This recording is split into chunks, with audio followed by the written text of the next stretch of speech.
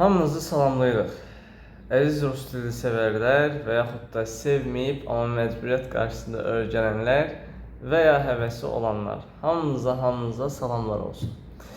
Bizim bugünkü dərsimiz bundan öncə keçdiyimiz tanışlıq mövzusunun ikinci hissəsidir. Bu tanışlıq mövzusunda biz daha da genişləndirəcəyik bu dərsdə və genişləndirməkdən də əlavə görüşə yönələn diyaloq qurmağa çalışacağıq.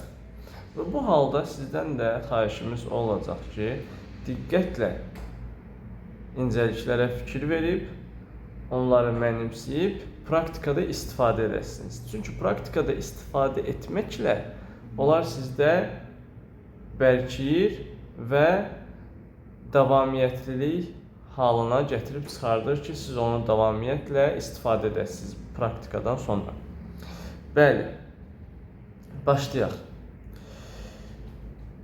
Demək, indi bizim vəziyyətimiz nədir? Biz tanış olduq həmkarımızla. İlk tanışlıq artıq baş veribdir. Və ikinci tanışlıqda artıq biz bir-birimizi tanıyırıq. Bir-birimiz barədə az da olsa məlumatımız var. İndi isə biraz ətraflı sual verib və başlayacağıq daha sonra görüş təyin etməyə. Və beləliklə başlayaq. Artıq zdravstvuyte yox. Görüş artıq privet. O da deyir, privet. Deyir, как ты? Biz cavab veririk.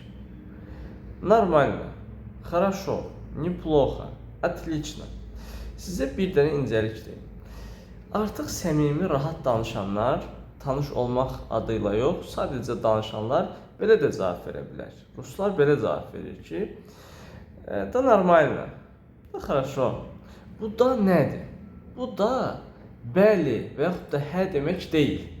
Bu da yəni ki, əşi yaxşı, əşi pis. O bizdə əşi sözü var və yaxud da necə demək olar? Belə də yaxşı, belə də pis. Bunu nəzərdə tutur, bu da. Bunda da vurğusunu təmiz tamamilə da, хорошо, belə yox. Belə olur, da хорошо, da нормально, da неплохо. Bu cür şəkildə olur. Bu belə. Və qarşılıqlı sual da veririk, a ты, beləncə, как ты, biz deyir, da хорошо, a ты, da нормально, a ты, beləncə. O da deyir, o da cavab verir. Cavab verdikdən sonra sizə sual ünvanlayır. Deyir ki, как проводишь dni? Yəni günlərimi necə keçirdirsən?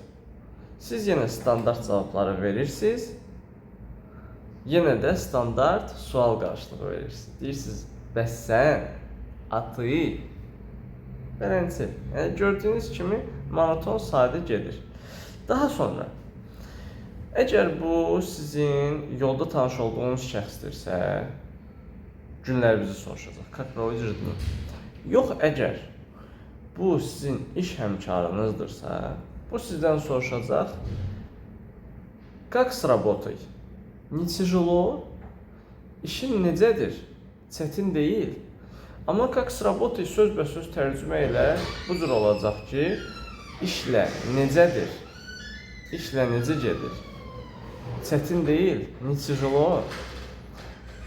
Belə.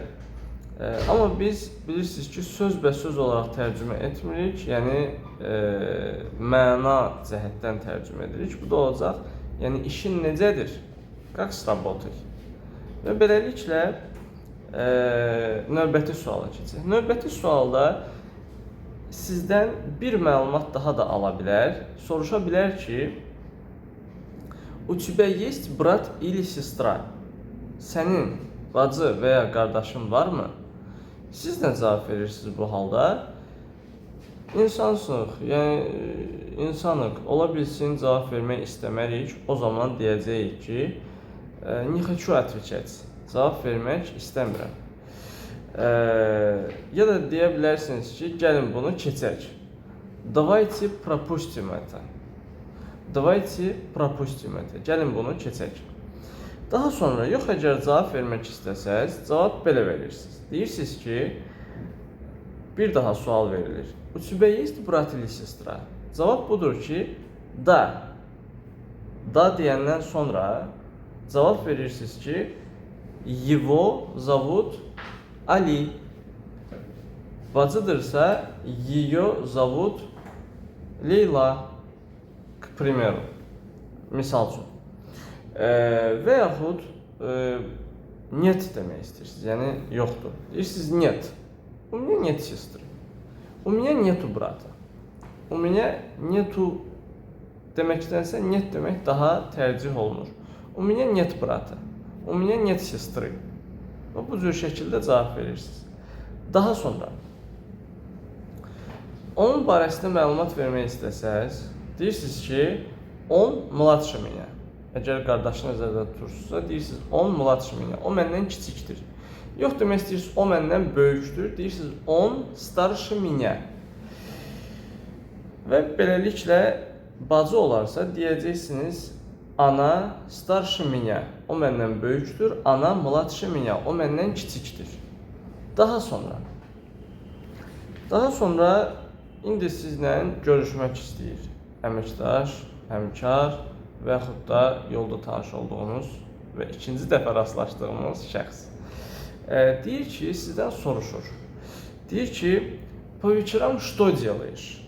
İndi baxın, suala diqqət edin. По вечерам что делаешь? Əgər soruşularsa, po əgər sualın əvvəlində olarsa, bu artıq davamiyyətlilik xarakteri daşıyır. Yəni ki, mütəmadi hal daşıyır. Yəni siz adətən axşamları nə edirsiniz? Po вечерам что делаешь? Adətən axşamları nə edirsiniz?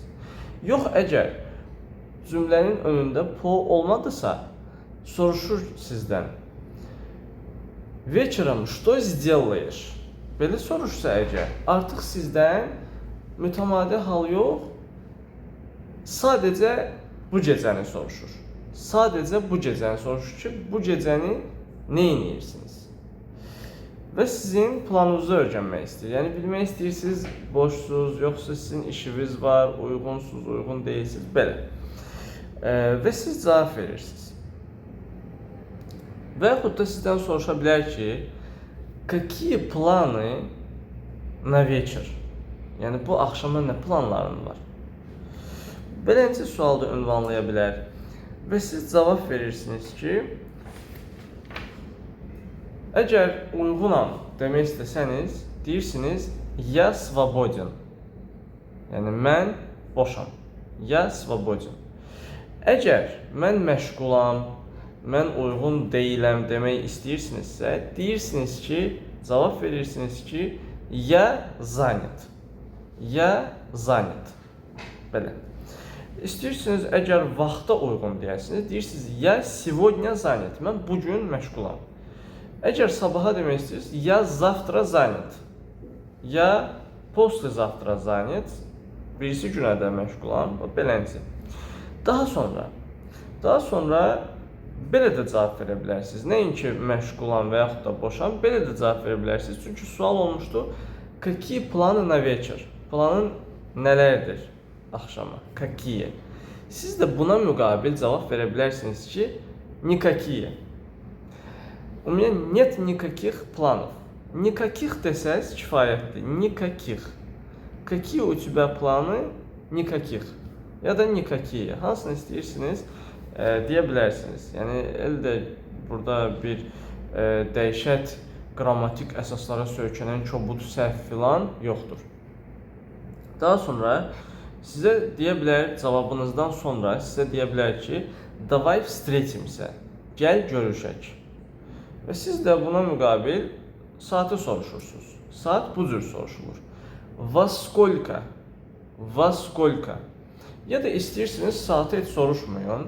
Deyin ki, когда.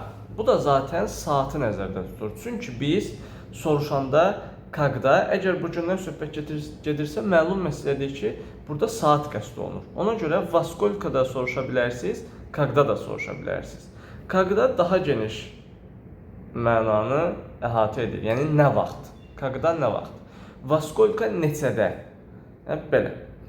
Daha sonra Qarşı tərəf cavab verə bilər ki, сегодня в 5 часов. Bu gün saat 5-də. Və ya deyə bilər ki, сегодня после работы. Bu gün işdən sonra. Daha sonra bu cür vəziyyət də yarana bilər. Siz deyə bilərsiniz ki, сегодня не подходит. Bu gün alınmır. İndi siz təklif edirsiniz. Deyirsiniz ki, давай в субботу вечером в 6 часов. Gəl 6-cı gün axşam saat 6-da. Yəni bu artıq sizin təklifinizdir. Ya da onun təklifi ilə razılaşsaz, deyirsiniz ki, да, подходит. Ya da yəni bəli, uyğundur. Ya da deyə bilərsiniz ki, я согласен. Mən razıyam.